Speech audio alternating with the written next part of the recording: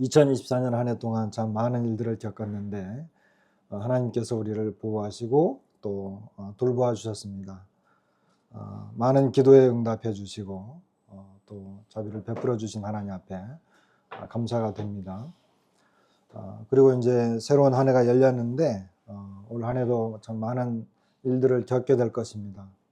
그러나 하나님께서 또 우리와 함께 하신다라고 하는 이와 같은 약속은 변하지 않기 때문에 우리가 하나님을 믿고 2025년도에는 우리 성도님들이 바라는 그 기도와 또 하나님께 대한 이런 그 뜻을 많이 가지고 계실 터인데 이루어 가시기를 바라고, 또 교회적으로도 교회에서 이제 사역을 하고 있는 이와 같은 일들에 대해서도 하나님께서 은혜를 베풀어 주셔서 이 교회 사역이 잘 이루어질 수 있게 되기를 참 기도를 하게 됩니다.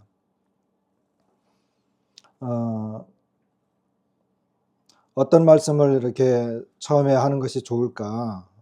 이제 새해 첫 번째 말씀인데 이렇게 기도하다가 마태복음 22장에 있는 마태복음 22장 34절로 40절까지 있는 말씀을 생각하게 되었습니다.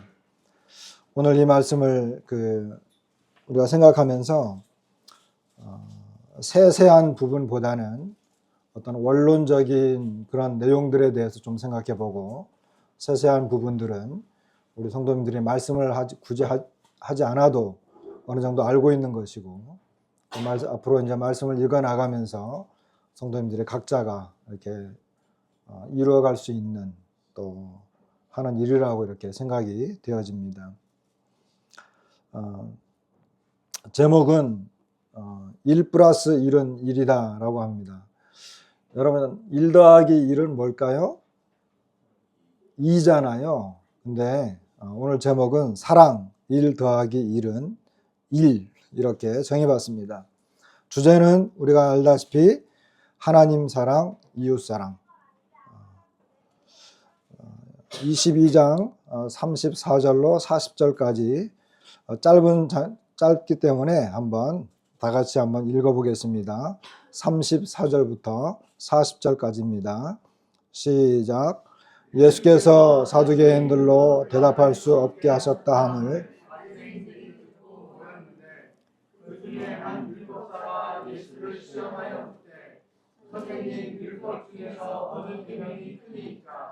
예수께서 이르시되 내 마음을 다하고 목숨을 다하고 뜻을 다하여 주 너의 하나님을 사랑하라 하셨으니 이것이 크고 첫째 되는 계명이요 둘째도 그와 같으니 사랑하라 하셨으니 이 두 계명이 온 율법과 선지자의 강령이니라. 첫 번째는 하나님의 계명에 대한 담대함의 원천이라고 생각할 수 있습니다. 우리 주님께서 율법사의 그 질문을 받았습니다. 그런데 주님이 이제 대답을 하셨는데, 우리 주님의 대답은 어떤 그 성경에 있는 말씀을 인용해서 통상적으로 교훈을 말하는 그와 같은 대답이 아니었습니다. 성경에 있는 말씀을 어떤 교훈적으로 또는 어떤 율법을 가르치기 위해서 하나님을 사랑하라, 이웃을 사랑하라 이렇게 이제 말할 수 있습니다. 그리고 우리도 많은 경우에 그 성경과 관련해서 어떤 질문에 대해서 대답을 하거나 또는 가르칠 수 있습니다. 그런데 여기 내용을 보게 되면 우리 주님의 대답은 주님 자신이 하나님의 사랑 그리고 이웃 사랑에 대해서 완전하신 분이셨습니다.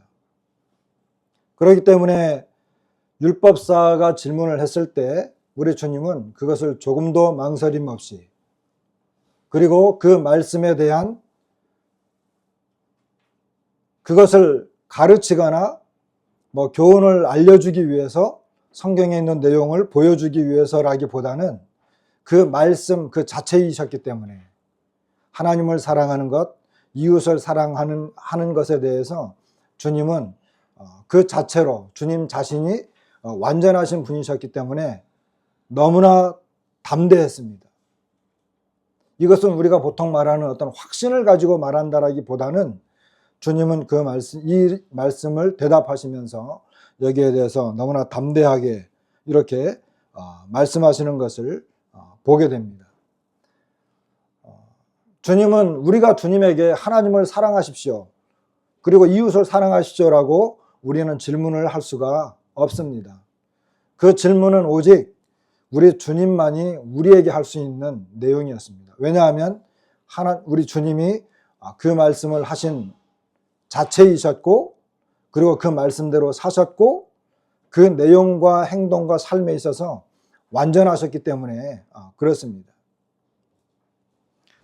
그러나 이제 우리가 살아가면서 우리의 삶도 많은 경우에 마찬가지입니다. 물론 이 시간에 우리는 성경 말씀을 보고 있습니다. 여기에서는 교훈적인 내용이 나올 수도 있고 가르치는 내용도 나올 수 있습니다.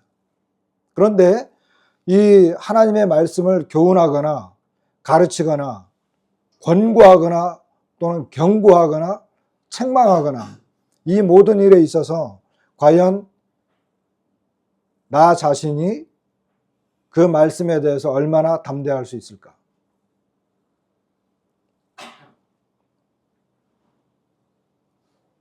사도 바울은 우리 마음이 혹 우리를 책망할 일이 있어도 하나님은 우리 마음보다 크시고 모든 것을 아신다. 하나님 앞에서 스스로 가지고 있으라. 내게 있는 믿음을 스스로 가지고 있으라. 자기가 옳다 하는 바로 자기를 정죄하지 아니하는 자는 복이 있다. 사도 요한은 이렇게 이야기합니다. 우리 마음이 혹 우리를 책망할 일이 있어도 하나님은 우리 마음보다 크시고 모든 것을 아시기 때문이다. 사랑하는 자들아, 만일 우리 마음이 우리를 책망할 것이 없으면 하나님 앞에서 담대함을 얻고, 정말 이랬으면 좋겠습니다. 내 마음이 하나님 앞에 온전하고 책망할 일이 없다고 한다면 우리가 얼마나 담대할 수 있을까요? 다윗은 시편 15편에서 우리가 잘 아는 말씀이긴 합니다만은 시편 15편 1절로 5절을 제가 다 읽어드리겠습니다. 여호와여, 주의 장막에 머무를 자 누구 오며 주의 성산에 사는 자 누구 오니이까? 정직하게 행하며 공의를 실천하며 그의 마음에 진실을 말하며 그의 혀로 남을 허물하지 아니하고 그의 이웃에게 악을 행하지 아니하며 그의 이웃을 비방하지 아니하며 그의 눈은 망령된 자를 멸시하며 여호와를 두려워하는 자들을 존대하며 그의 마음에 서원한 것은 해로울지라도 변하지 아니하며 이자를 받으려고 돈을 꾸어주지 아니하며 뇌물을 받고 무죄한 자를 해하지 아니하는 자이니 이런 일을 행하는 자는 영원히 흔들리지 아니하리라. 이렇게 말씀하십니다. 하나님 앞에서 사람들 앞에서 완전하게 산다라고 하는 것, 흔들리지 않는다라고 하는 것, 우리의 삶이 이렇게 되기를 바라고, 사실 하나님께서 원하시는 삶도 이런 것이라고 여겨집니다. 우리가 어떻게 완전할 수 있어요?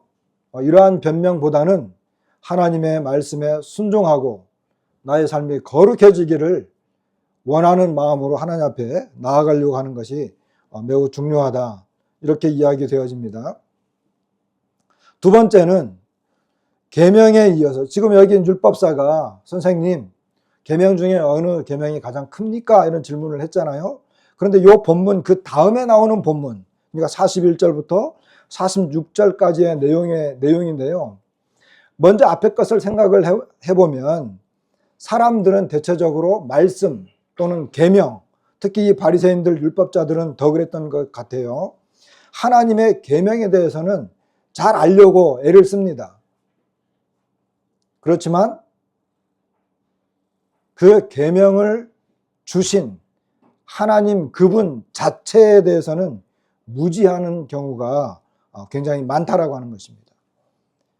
왜냐하면은 그 다음에 나오는 내용에서 우리 주님이 이번에는 바리새인들의, 처음에는 바리새인들 가운데 율법 학사가 주님에게 물었어요. 어느 계명이 큽니까? 이렇게 했는데 이번에는 주님이 바리새인들에게 가서 질문을 합니다. 너희는 그리스도에 대해서 어떻게 생각하느냐? 이렇게 이야기합니다. 이렇게 질문을 하는 거예요. 그런데 이 앞뒤를 생각을 해보면 말씀드린 대로 사람들은 계명이라든지 말씀에 많은 관심을 가져요. 그 자체가 나쁜 건 아니에요. 우리도 말씀을 읽고 보고 어떤 말씀이 좋은지 뭐 이런 거 하잖아요. 그런데 그것보다도 더 앞선 것, 더 본질적인 것, 그것은 무엇일까요? 그리스도입니다. 하나님이십니다. 그분 자체에 더 중요한 부분이 있는 것입니다.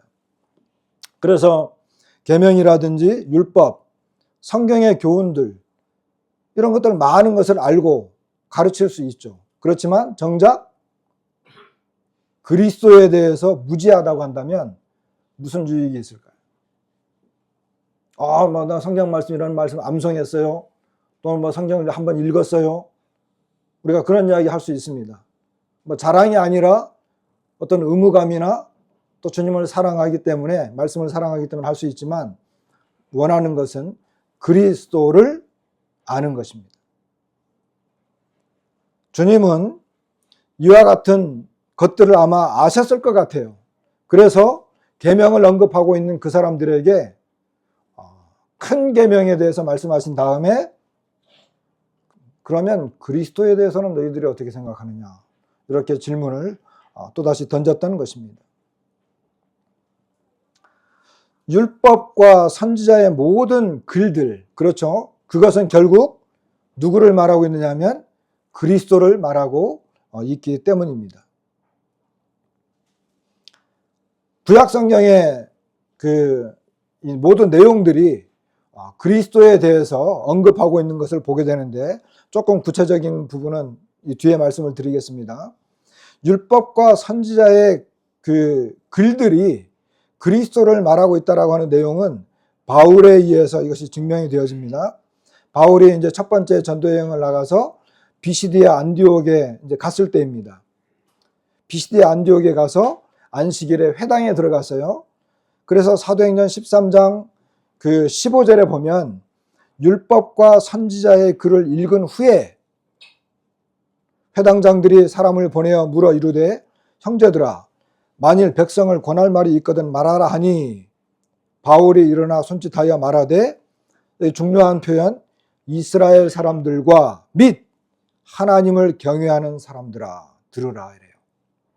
그러니까 율법과 선지자의 글을 읽은 다음에 사람들이 이 바울과 바나바에게 백성을 권할 말이 있것은 말하시오 이랬어요. 그러니까 바울이 일어나 가지고 말을 하는데 대상이 누구냐 하면 이스라엘 사람들과 하나님을 경외하는 사람들입니다. 이 사람들은 율법과 선지자에 대해서 정통했던 사람들이죠. 그런데 38절에 보니까 형제들아 너희가 알 것은 이 사람을 힘입어 죄사함을 너희에게 전하는 것이고 또 모세의 율법으로 너희가 의롭다 하심을 얻지 못하던 모든 일에도 이 사람을 힘입어 믿는 자마다 의롭다 하심을 얻는 이것이다 이렇게 이야기해요. 그러니까 율법과 선지자의 글을 읽은 다음에 사도 바울이 말하고자 하는 것은 예수 그리스도였어요. 그분을 힘입어서 죄사함을 받는 것이다. 그분을 힘입어서 의롭다 하심을 얻는 것이다. 이것을 이야기한 거예요. 그리고 사도행전 맨 마지막에 가게 되면 이런 이야기가 누가가 이렇게 기록을 합니다. 바울이 아침부터 저녁까지 강론하여 하나님의 나라를 증언하고 모세의 율법과 선지자의 말을 가지고 예수에 대하여 권하더라. 이렇게 이야기해요. 그러니까 구약 성경이죠. 이때는 구약 성경이니까 구약 성경의 모세의 율법, 선지자의 말을 가지고 누구에 대해서? 예수에 대해서 가르치고 권했던 것입니다.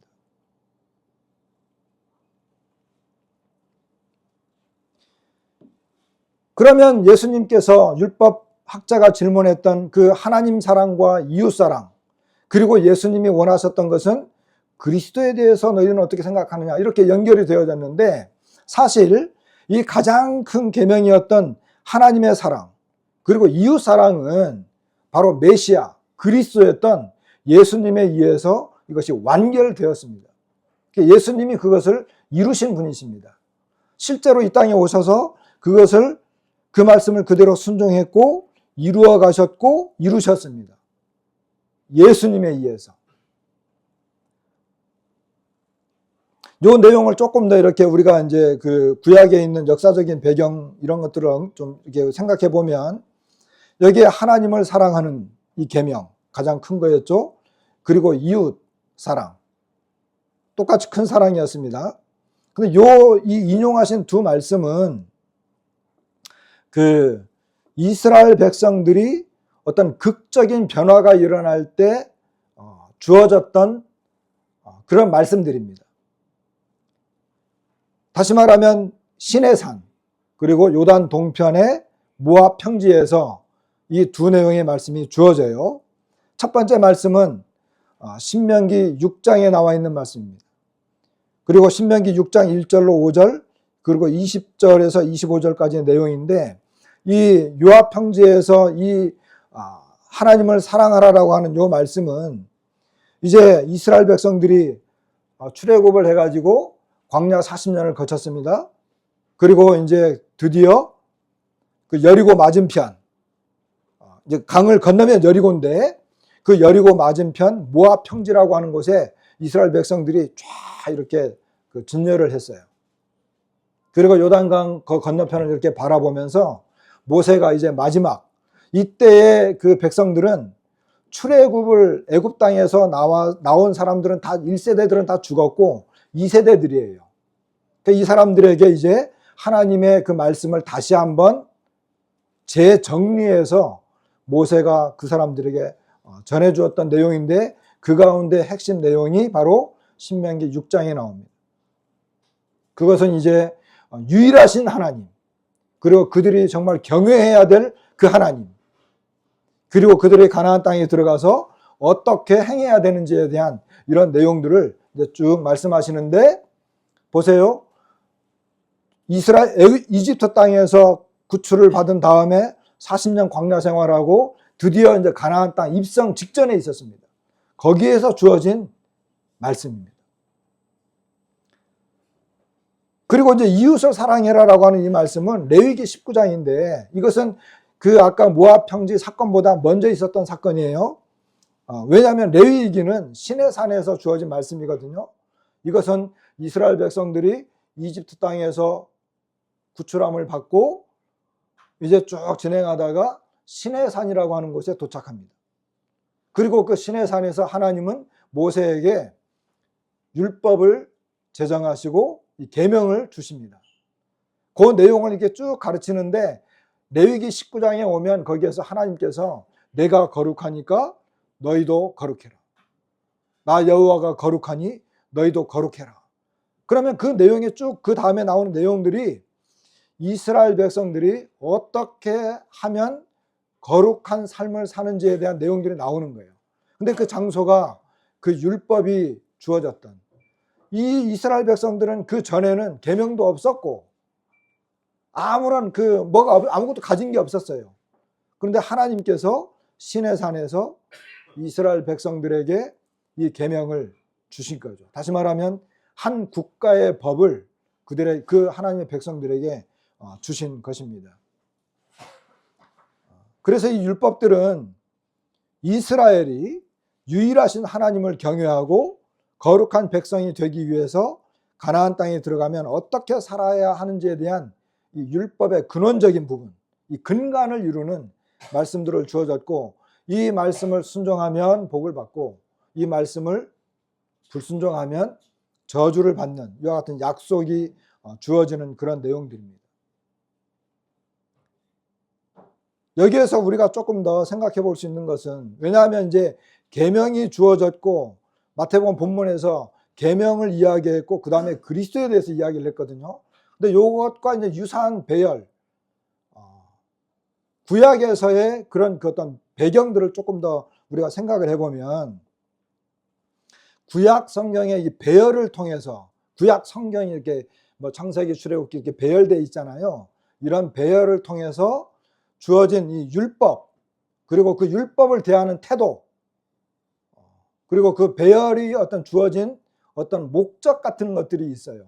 요거를 우리가 좀 더 그 생각을 좀 해보십시다.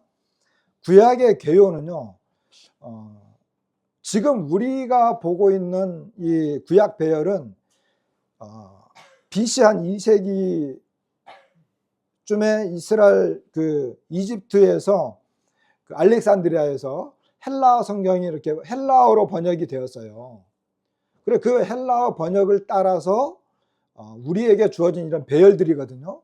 그런데 히브리 사람들이 가지고 있는 이스라엘 백성들, 원래 이스라엘 백성들이 가지고 있는 이 히브리 성경의 배열은 좀 달라요. 우리하고 좀 달라요. 근데 히브리 성경의 배열을 먼저 좀 생각해 보면 히브리 성경의 배열은 세 배열로 나누어져 있어요. 세 배열. 첫 번째는 율법서, 이걸 토라라고 해요. 토라. 5권. 창세기, 출애굽기, 레위기, 민수기, 신명기, 5권입니다. 두 번째 배열은 선지서, 네비임 이렇게도 이야기하는데 8권이에요. 여기에는 선지서들입니다. 선지서, 전선지서, 후선지서 8권이 있어요. 여호수아부터 12 소선지서까지. 그 다음에 세 번째 배열이 성문서라고 해요. 성문서, 이걸 케투빔이라고도 하는데 여기에는 11권이 있습니다. 여기에는 이제 시가서, 시편, 잠언, 욥기를 포함해서 11권이 있고, 그 다음에 아가, 룻기 이런 걸 이렇게 이야기되어 있고, 맨 마지막에 역사서가 나와요. 그러니까 이 성문서, 케투빔 11권, 마지막에 역사서가 나와요. 이 역사서에는 다니엘, 에스라, 느헤미야, 그리고 역대기, 우리는 역대상하라고 말하는데 역대기, 이렇게. 그러니까 전체적으로 보면 3가지의 배열로 되어 있고, 마지막에 가서 이 성문서라고 하는 이 부분에 시가서들이 있고, 5 두루마기가 있고, 그 다음에 역사서 맨 끝에 역대기가 나오거든요.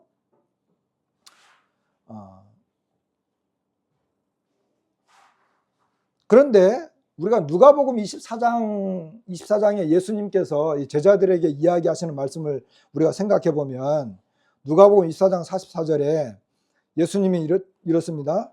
또 이르시되 내가 너희와 함께 있을 때에 너희에게 말한 바 곧 모세의 율법과 선지자의 글과 시편에 나를 가리켜 기록된 모든 것이 이루어져야 하리라 할 때, 요 배열은, 그러니까 모세의 율법, 선지자의 글, 시편, 요 시편은 성문서를 말해요. 성문서 그 중간에 있는 것, 그 부분. 그러니까 예수님이 말씀하신 이 성경 배열은 히브리적인 성경 배열이었습니다.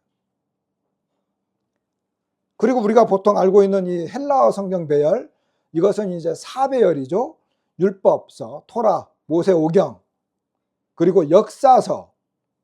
여기 역사서가 2번째 나오죠. 여호수아부터 에스더까지. 그리고 3번째가 시가서. 그러니까 에스더 다음에 욥기, 시편, 잠언, 전도, 아가, 여기까지. 그 다음에 마지막에 선지서들이 나와요. 이사야, 예레미야, 에스겔, 다니엘 이렇게 나오잖아요. 그 다음에 이제 소선지서까지 배열이 이렇게 되어 있어요. 그런데 이것을 왜 이야기를 하느냐 하면, 히브리서의 3가지 배열은, 먼저 그 히브리서의 3배열은 그 마지막에 이스라엘 역대기가 마지막이기 때문에 이스라엘이 멸망을 당하고 포로로 잡혀간 다음에 그들이 이제 회복되고 귀환되어지는 거기까지의 역사가 끝나요. 그러니까 역대기 마지막에 가서 이제 이스라엘 백성들이 멸망을 당했는데 고레스를 통해서 그들이 회복될 것이다 라고 하는 약속을 끝이에요. 거기서가 끝이에요. 그리고 이스라엘의 역사는 오늘날에 이르기까지 이어지고 있는 걸 보게 됩니다. 그러니까 이 이스라엘 히브리 성경의 배경은 근간을 이루는 토라가 있고, 그 다음에 시가서가 있고, 그 다음에 마지막에 역사서가 나오는데, 그 역사의 마지막 그 이스라엘 백성들이 포로를 갔다가 돌아올 것을 약속하고, 그 다음에 지금에 있는 이스라엘 나라에 이르기까지 이렇게 역사의 순서로 보여지거든요. 그러니까 히브리 성경의 배열은 메시아 중심이 아니에요. 헬라어 성경 배열, 지금 우리가 보고 있는 이 헬라어 성경 배열, 이 헬라어 성경 배열은 먼저 율법서가 나오죠. 그 다음에 역사서가 나오고 시가서가 나온 다음에 선지서가 나와요. 근데 이 선지서들은 왜 선지서를 마지막에 두었느냐 하면 이사야도 그랬고 예레미야도 그랬고 스가랴도 그랬고 말라기도 그랬고 이 선지서의 마지막 부분에 가면 마지막 부분까지 계속해서 뭐를 이야기하느냐 하면 다시 오시는 그리스도에 초점을 맞추고 있어요. 이게 배열이 이렇게 달라요.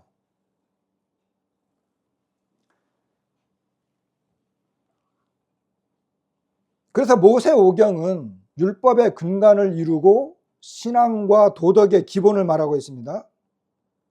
그리고 이제 역사서는 이스라엘 국가가 결국 불순종으로 종말을 구하게 됐죠. 그리고 선지서에 가서 아까 말씀드린 것처럼 선지서에 가면 선지자들의 예언을 통하여 그리스도를 대망하고 그리스도를 기다리는 거죠. 그리고 선지서 다음에 신약 성경이 나오는데 복음서가 나오잖아요. 선지자들이 계속해서 예언했던 그 그리스도 그분이 나와요. 그런데 히브리 성경 배열은 선지서가 중간에 들어가 버리고 맨 마지막에 역사서가 나와요. 그들은 그들의 성경 배열은 그리스도 초점이 아니에요. 역사 초점이에요.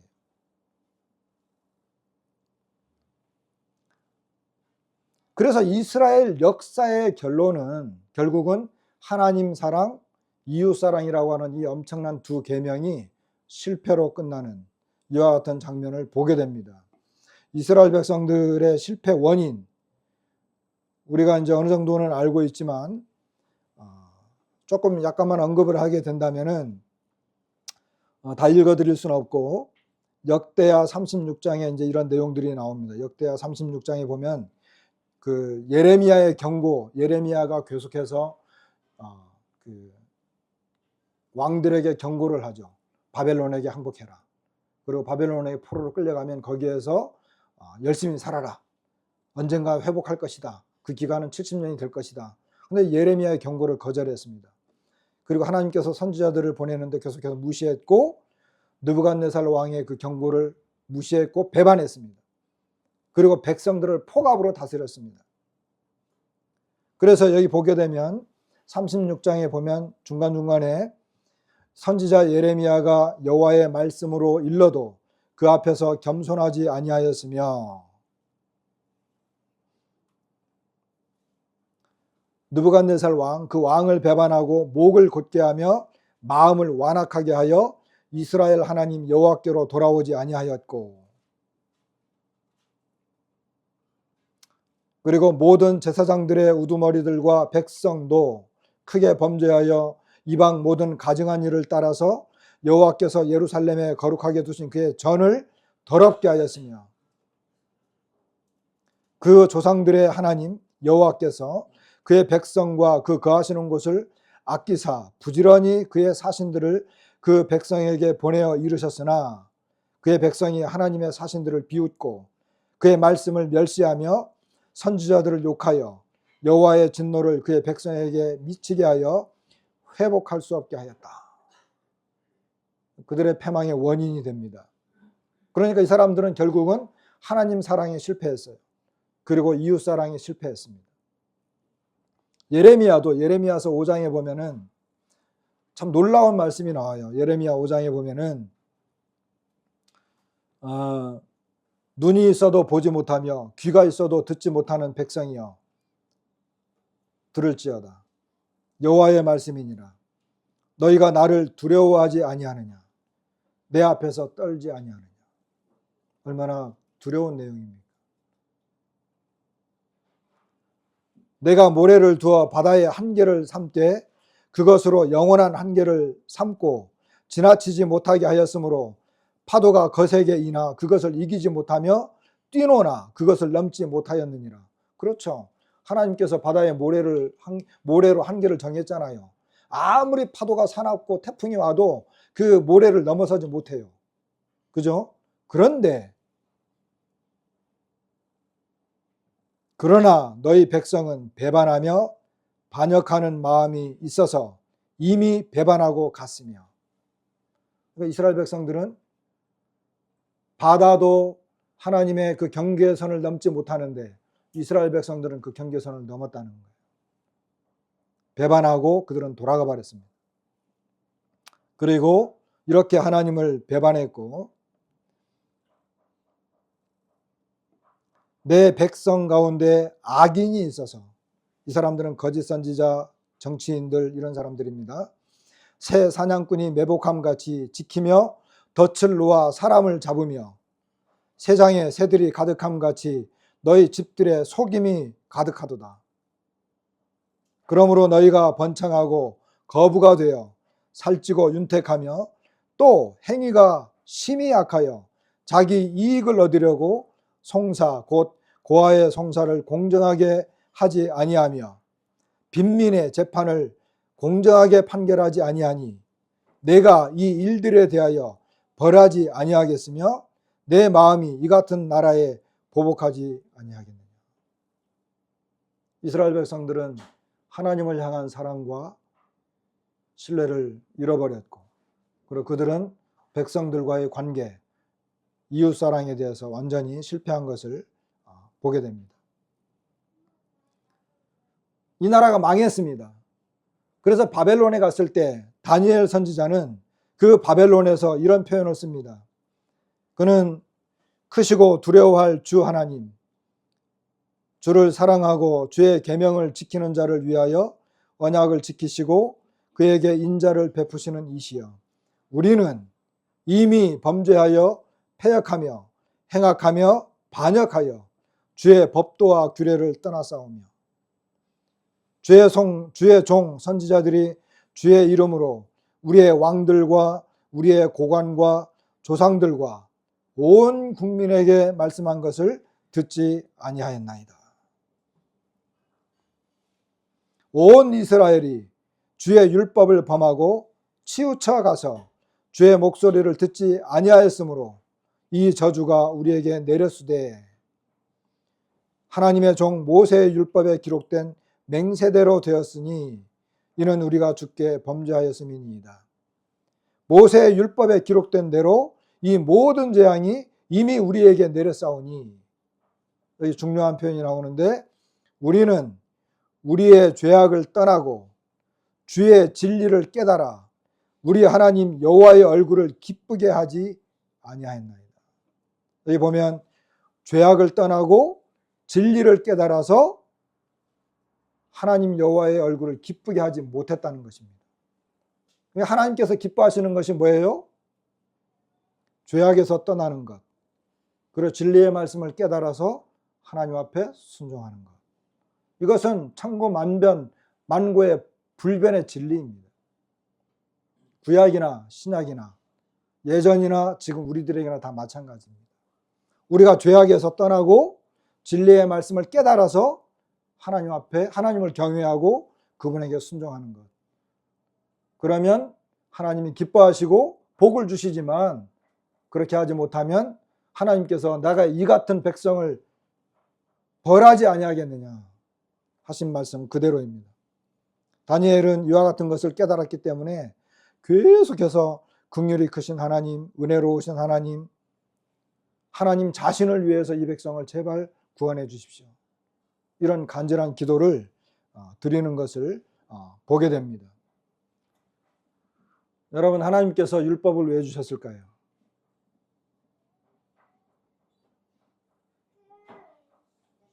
잘 생각해 보세요. 하나님께서 이스라엘 백성들에게 율법을 주실 때 도저히 지킬 수 없는 법을 주셨을까요? 어떻게 생각하세요?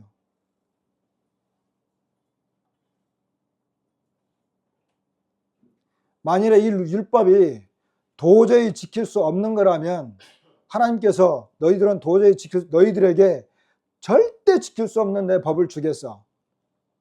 그리고 너희들은 분명히 실패할 거야. 그리고 나는 그 실패한 것에 대해서 심판하겠어. 그러면 이게 앞뒤가 맞아요, 안 맞아요?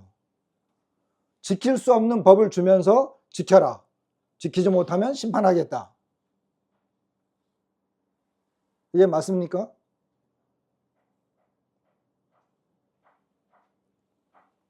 느헤미야는 이렇게 이야기합니다. 그가 이스라엘 백성들의 죄를 고백하고 하나님의 은혜를 구하는 기도를 할 때 이렇게 이야기해요.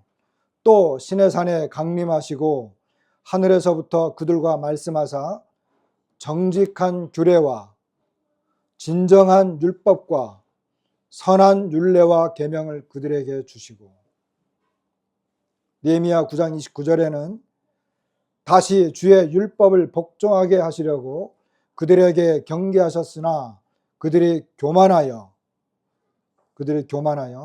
사람이 준행하면 그 가운데에서 삶을 얻는 주의 계명을 듣지 아니하여 주의 규례를 범하여 고집하는 어깨를 내밀며 목을 굳게 하여 듣지 아니하였나이다. 율법 그 자체는 정직한 규례이고 이 진정한 율법이고 선한 율례이고 계명입니다. 그리고 이 율법은 사람이 준행하면 그 가운데에서 삶을 얻는 주의 계명입니다.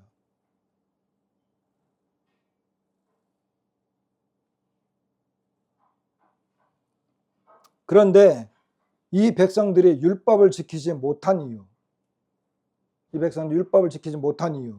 그것은 하나님을 불신했습니다. 하나님을 사랑하지 않았습니다.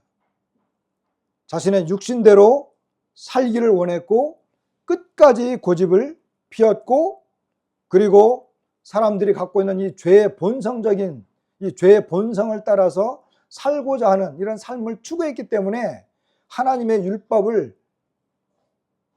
지킬 수가 없었던 것입니다.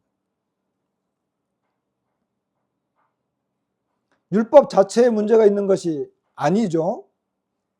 하나님에 대한 반역적인 태도, 죄를 좋아하는 육신의 본성, 율법을 거부하고 이기적인 그리고 탐욕적인 죄의 삶을 추구하고자 하는 이와 같은 우리의 마음속에 끊임없이 솟아나는 이와 같은 것들이 하나님의 율법보다는 죄의 성향을 따라서 살기를 원하기 때문에 도저히 율법을 지킬 수가 없는 것입니다. 우리들도 마찬가지예요. 우리들도 대개 우리가 보게 되면 하나님 말씀을 읽는 것, 기도하는 것, 하나님의 말씀을 추구하며 거룩하게 살고자 하는 것은 우리에게 상당한 거부감으로 와요. 우리는 우리의 어떤 이기적인 욕심과 어떤 본성을 따라서 사는 것에 익숙하지, 이것을 굴복시켜서 하나님 말씀을 따르고 거룩한 삶을 추구하고 하나님을 사랑하고 이웃을 사랑하고 이런 이타적인 삶을 살려고 하는 것에 대해서 우리는 굉장히 부담을 갖는 것이 사실입니다. 그것이 너무 강하기 때문에 이 완전하고 진정성이 있는 선한 하나님의 율법을 완벽하게 지킬 수 없다라고 하는 것입니다. 오히려 그것에 대해서 거부감을 느끼는 거예요. 그렇다고 한다면 하나님께로 돌아온다라고 하는 건 뭘까요? 결국 하나님께로 돌아온다라고 하는 것은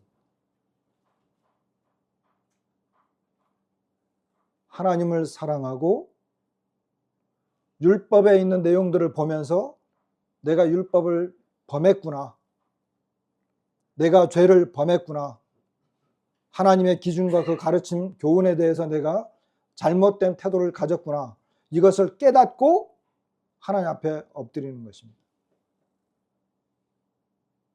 이것이 회개 아니겠습니까? 하나님께서 구약 성경에서 계속해서 이야기했던 게 뭐예요? 율법을 제시하고 토라, 모세오경을 제시한 것은 이 토라는 이 신앙의 근간, 도덕적인 거예요. 이 근본적인 거죠. 그것을 제시하면 이스라엘 백성들이 그 율법의 근간을 이루고 있는 그 근본적인 것을 보면서 하나님을 경외하고자 하고 그리고 그 하나님께로 돌아오고자 하는 이러한 마음을 가져야 되는데, 아까 말씀드린 것처럼 이스라엘 백성들은 탐욕적이고 이기적이었습니다. 그들은 하나님께서 부지런히 보냈던 선지자들의 말을 무시하고 그들을 멸시했습니다. 그러면 쉽게 생각하면 오늘날 우리가 회개라고 할 수 있는 건 뭘까? 회개. 그것도 하나님께서 우리에게 보여주시는 이 법, 그리고 하나님의 이런 마음들을 알았을 때 우리가 내가 잘못했구나. 이 유일하신 하나님, 마땅히 경외해야 할 하나님, 거룩하신 하나님, 우리를 인도하시는 그 하나님께로 내가 돌아가지 못했구나. 내가 돌아가야지. 그분에게로 돌아가야지. 라고 하는 이와 같은 태도를 갖는 것이 회개라고 말할 수 있습니다.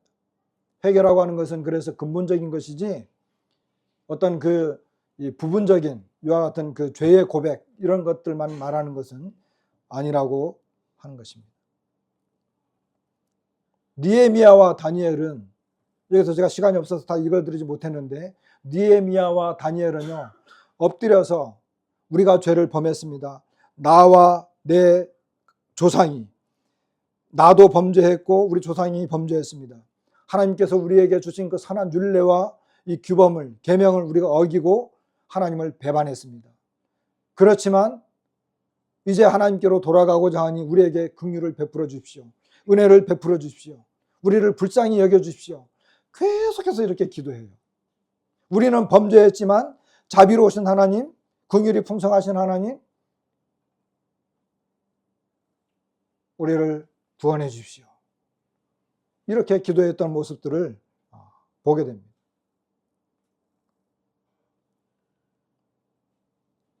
그런데 예수님께서는 두 번째 그 본문에서, 두 번째 내용에서 그리스도에 대해서 이야기했잖아요. 그런데 이 그리스도는 율법에 대해서 완전하신 분이셨습니다. 율법에 대해서. 신약에 와서 예수님은 하나님의 말씀을 그대로 순종하신 분이셨습니다. 그리고 이 예수님은 그리스도로 하나님의 말씀을 가르치고 그대로 행하셨습니다.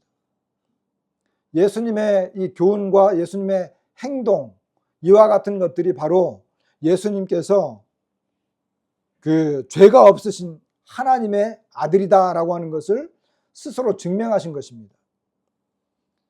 여러분, 요한복음, 특히 이제 요한복음에 보면 이런 내용들이 굉장히 많이 나오는데, 예수님이 어떻게 하나님의 말씀대로 사셨고 하나님을 사랑했고 율법의 완전한 삶을 살 수 있었는지, 그분이 어떤 분에게 그것이 가능했는지를 우리가 알 수 있어요. 요한복음 3장 34절에 보면 하나님이 보내신 이는 하나님의 말씀을 하나니, 이는 하나님이 성령을 한량없이 주심이니라고 했어요. 주님이, 우리 예수님이 하셨던 이 모든 말씀, 그것은 하나님이 예수님을 보냈기 때문에 예수님은 하나님의 말씀을 하신 것입니다. 하나님께로부터 보냄을 받지 않으면 어떻게 하나님의 말씀을 할 수 있겠습니까? 선지자들도 하나님이 보내서 이 말 해, 그러니까 그 말을 했어요. 근데 예수님은 말씀 자체이신데, 그분이 이 땅에 오셨는데 여전히 그분은 하나님이 보내신 분이셨습니다. 이 내용이 굉장히 많은데 다 이걸 들을 수 없고, 그 아주 그 특징적인 부분, 요한복음 5장 30절에 보면 내가 아무것도 스스로 할 수 없노라. 듣는 대로 심판하노니 나는 나의 뜻대로 하려 하지 않고 나를 보내신 이의 뜻대로 하려 함으로 내 심판은 의로우니라. 이래요. 여기 예수님께서 나의 뜻대로 하지 않고 나를 보내신 이의 뜻대로 한다. 내 교훈은 내 것이 아니요 나를 보내신 이의 것이다. 이런 말씀들. 그리고 요한복음 8장에 보면 아주 놀라운 말씀, 또 내가 스스로 아무것도 하지 아니하고 오직 아버지께서 가르치신 대로 이런 것을 말하는 줄도 알리라. 예수님은 아버지께서 가르치신 대로 말을 했습니다. 8장 29절에 제가 아주 좋아하는 말씀인데, 나를 보내신 이가 나와 함께 하시도다. 나는 항상 그가 기뻐하시는 일을 행함으로 나를 혼자 두지 아니하셨나이다. 예수님은 이런 고백을 하셨어요. 나를 보내신 분이 나와 함께한다. 그리고 나는 항상 그가 기뻐하시는 일을 행함으로 혼자 두지 아니하신다. 다시 말하면 예수님은 하나님과의 삼위일체 하나님이니까 교리적으로 이야기하면, 근데 하나님이 이 땅에 육신으로 오셔서 예수님은 하나님이 말씀하신 그것, 하나님이 보내셨기 때문에 그 보내신 그 말씀을 하셨고, 예수님은 하나님이 자기와 함께 한다라고 하는 것을 늘 인지하셨어요. 그리고 그분이 기뻐하시는 그것만 했어요. 왜? 예수님은 완전하신 분이기 때문에. 율법이 예수님을 향해서 너 율법을 지켜 이렇게 말을 할 수가 없었어요. 오히려 예수님은 율법을 제정하신 분이고 그보다 뛰어났어요. 일반 사람들이 이해하고 있는 율법보다 더 뛰어났어요. 그 교훈이 바로 산상수훈입니다.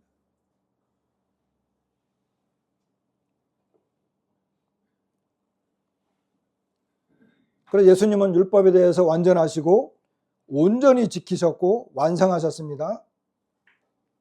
율법에 대해서 무죄하신 분이시고 아무도 예수님을 죄로 책잡을 수 없었습니다. 율법을 완전히 지키신 예수님의 그 본, 율법이 가르치신 대로 그 처음에 우리가 보았던 그 본문에서 하나님을 사랑하고 이웃을 사랑하라고 하는 그 본, 하나님을 사랑하고 이웃을 사랑하는 전형적인 이런 모습을 예수님을 통해서 우리가 알 수 있습니다. 사도행전에서 그 베드로가 고넬료의 집에 가서 복음을 전할 때 이런 이야기를 합니다. 하나님이 나사렛 예수에게 성령과 능력을 기름 붓듯 하셨음에 그가 두루 다니시며 선한 일을 행하시고, 여기 하나님이 나사렛 예수에게 성령과 능력을 기름 붓듯 하셨음에, 이것은 하나님과의 관계죠. 하나님을 사랑했던 하나님과 예수님과의 관계. 그리고 그분은 두루 다니시며 선한 일을 행하시고 백성을 사랑하고 이웃을 사랑하셨던 이런 모습입니다. 마귀에게 눌린 모든 사람을 고치셨으니 이는 하나님이 함께 하셨습니다.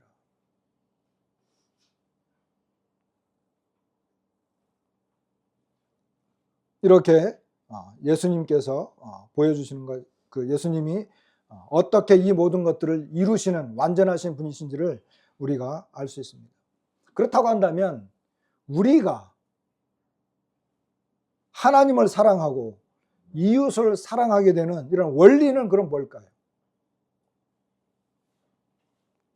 우리가 잘 알다시피 우리가 가지고 있는 의, 내가 가지고 있는 이 의는 우리가 율법을 완전히 지켜서 이루어진 것이 아니잖아요. 그렇죠? 우리가 갖고 있는 이 성향은, 우리는 이 죄의 성향을 가지고 태어났기 때문에 그 성향대로 살아가고 있습니다. 우리도 똑같이 이스라엘 백성들과 똑같이 이기적이고 탐욕적이고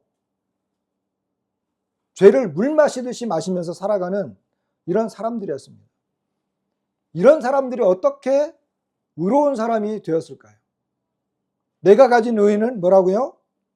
예수 그리스도를 믿는 믿음 안에 있습니다. 율법을 완전히 지키시고 이루신, 그리고 율법을 완성하신 예수 그리스도를 믿는 믿음으로 우리가 의로워지는 것입니다. 예수 그리스도께서 율법을 완전히 이루셨어요. 그러니까 내가 예수님을 믿는다라고 하는 것은 내가 예수님 안에 들어간다는 거예요. 그래서 그 예수님이 율법에 대해서 온전히 지키셨기 때문에, 율법에 대해서 완전하신 분이셨기 때문에 예수 그리스도 안에 있는 우리를 하나님은 의롭다라고 여겨주는 거예요.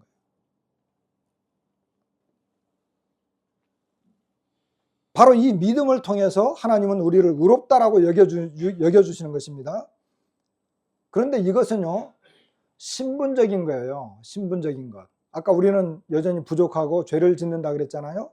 그럼에도 불구하고 우리를 의롭다라고 여겨주시는 것은 신분적으로 그렇습니다. 이것은 위치적으로 그래요. 예수 그리스도께서 거하신 그 위치에 따라 위치적으로 하나님은 우리를 보실 때 예수 그리스도 안에 있기 때문에 신분적으로 의롭다, 이렇게 보시는 것입니다. 그런데 내가 예수 그리스도를 믿는다라고 하는 것은 신분적인 것만이냐? 그렇지 않아요. 내가 예수님을 믿는다라고 하는 것은 그 안에 들어가서 하나님이 이제 나를 의롭다라고 여겨주셔서 그것으로 끝나는 게 아니에요. 내가 예수 그리스도를 믿는다라고 하는 것은 예수님이 하나님을 사랑하고 이웃을 사랑했던 것처럼 하는 거예요.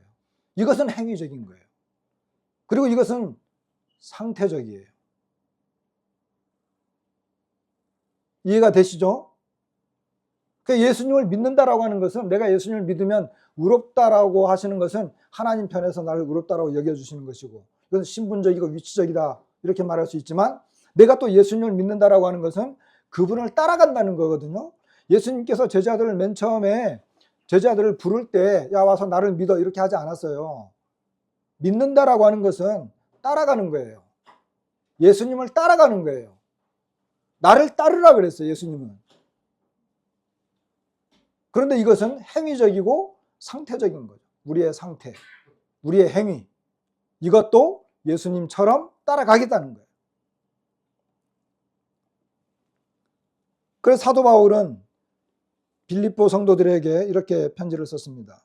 빌립보서 3장 9절로 12절에 보면, 내가 가진 의는 율법에서 난 것이 아니요 오직 그리스도를 믿음으로 말미암은 것이니 곧 믿음으로 하나님께로부터 난 의다. 나의 의가 아니라 하나님께로부터 난 의다. 이것은 내가 예수 그리스도를 믿었기 때문에 하나님이 나를 의롭다라고 여겨주신 것이다. 율법에서 난 것이 아니다. 이것은 신분적인 것이고 위치적인 것이라 그랬죠. 그런데 그 바로 다음 구절, 요 구절은 9절에 나와 있지만 그 다음 구절은 10절, 11절, 12절 계속해서 나와요. 이것은 행위적인 것이고 상태적인 거예요. 내가 그리스도와 그 부활의 권능과 그 고난의 참여함을 알고자 하여 그의 죽으심을 본받아 어떻게 해서든지 죽은 자 가운데서 부활에 이루려 하노니 내가 이미 얻었다 함도 아니요 온전히 이루었다 함도 아니라 오직 내가 그리스도 예수께 잡힌 바 된 그것을 잡으려고 달려간다. 우리의 삶이 이렇게 돼야 된다는 거죠. 예수님을 믿는다라고 하는 것은 신분만 말하는 게 아니에요. 신분은 어떤 면에서 하나님을 사랑하는 것과 관련이 될 수 있어요. 그 다음에 행위적인 것들은 이웃을 사랑하고 뭐 그렇게 구분할 수는 없겠지만 이제 그런 식으로도 표현할 수 있을 것입니다.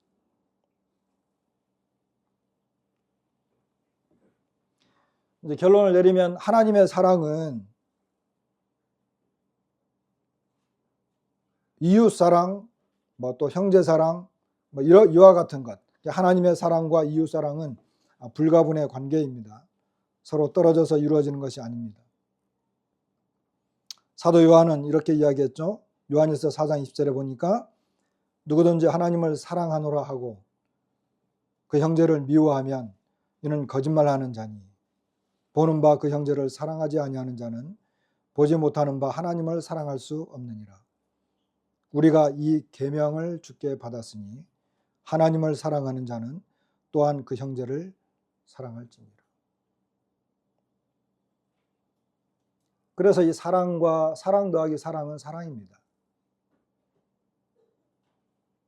사도 바울은 데살로니가 성도들에게 성도들을 사랑하고 그리고 그 데살로니가 성도들이 서로 사랑하면서 모임을 이루는 것에 대해서 내가 너희들에게 더 이상 할 말이 내가 여러분들에게 더 이상 할 말이 없습니다. 여러분들이 정말 잘하고 있습니다. 그런 말씀을 했거든요. 저는 우리 가령골 교회 성도님들이 사랑이 많은 것을 잘 알고 있습니다. 어제도 이제 가만히 곰곰이 이렇게 한 분 한 분 생각을 해보니까 제가 한 분 한 분 생각해 보니까요. 저를 포함해서 다들 독특하신 분들이더라고요. 특별하신 분들이더라고요. 그러니까 그 성격과 성향, 살아가는 방법이 모든 것들이 다 달라요. 독특해요. 그럼에도 불구하고 우리가 예수 그리스도 안에서 서로 하나가 되고 사랑하고 있구나. 그리고 이것을 우리는 이루어갈 수 있구나. 이런 생각을 해봤습니다. 사랑이 넘치는 교회, 하나님을 사랑하고 이웃을 사랑하는, 그리고 그것을 이루신 예수 그리스도, 그분을 본받는 것, 그리고 그분을 닮기 위해서 달려가는 것, 이와 같은 것들이 올 한 해 동안 우리들에게 이루어질 수 있게 되기를 바랍니다. 말씀을 마치겠습니다.